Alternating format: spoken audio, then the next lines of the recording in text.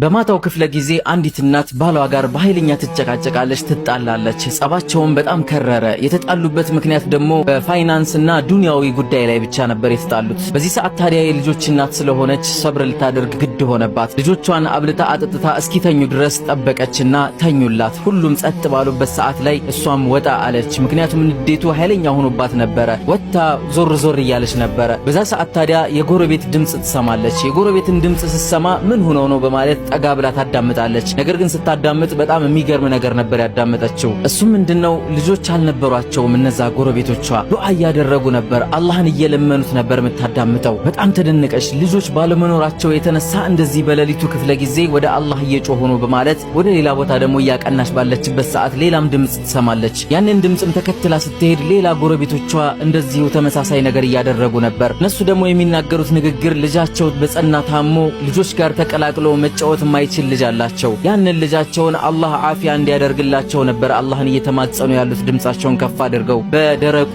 ሌሊት ክፍለ ጊዜ ማለት ነው። በዚህም ተዓጅባ ብዙም ሳትርቅ ደግሞ እየሄደች ባለችበት ሰዓት ሌላም ድምጽ ትሰማለች። ያንን ድምጽም ስትከተል ተመሳሳይ ነገር እየተገበሩ ትሰማለች። ያ ተመሳሳይ ነገር ደግሞ ልጆቿንና እናት ብቻ የሚኖሩበት የሆነ ግቢ ነበር። እዛ ግቢ ውስጥ ልጆችም እናትም እያለቀሱና ዱዓ እያደረጉ ትሰማለች። የሚያደርጉት ዱዓ ደግሞ አባታቸው ከሩቅ ቦታ እንዲመለስላቸው በሰላም እንዲመጣላቸው ወደ አላህ እየተማጸኑ ነበር የምትሰማው። ይህን ሁሉ ሰማችና በጣም ተዓጀበች። እሷ የጎደለባት ትንሽ ነው፣ እነሱ የጎደለባቸው ብዙ ነው። ነገር ግን ቀን ቀን አብረው በሚውሉ ሰዓት ሁሉም ደስተኛ መስለው ይውላሉ። ፊታቸው የደስታ ፊት ነበር የሚነበበው። ምንም ያልጎደለባቸው ነበር የሚመስሉት። አላህ ሱብሓነሁ ወተዓላ የሚያውቀው ነገር ብቻ ቢሆን እንጂ ማንም የማያውቀው የሆነ ችግር አለባቸው። ታዲያ ይህን ሁሉ ጉድ ካየች በኋላ እንደገና ተመለሰችና ወደ ቤቷ ገባች።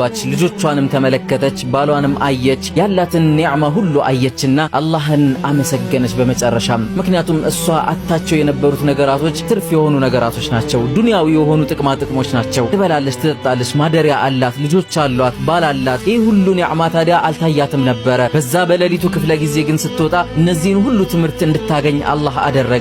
ስለዚህም ወዳጆቼ አላህ ሱብሓነሁ ወተዓላ እዚህ ምድር ላይ ስንኖር ከቀማንና ከከለከለን የበለጠ የሰጠን ነገር እንደሚበልጥ እያወቅን አላህን ልናመሰግነው ይገባል። የሰዎችን ህይወትና የሰዎችን አዋዋል በመመልከት የኛን ህይወት ልንገመግም አይገባም።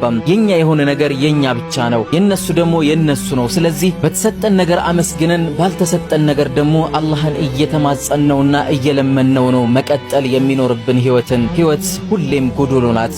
ሰላሙ አለይኩም ወራህመቱላህ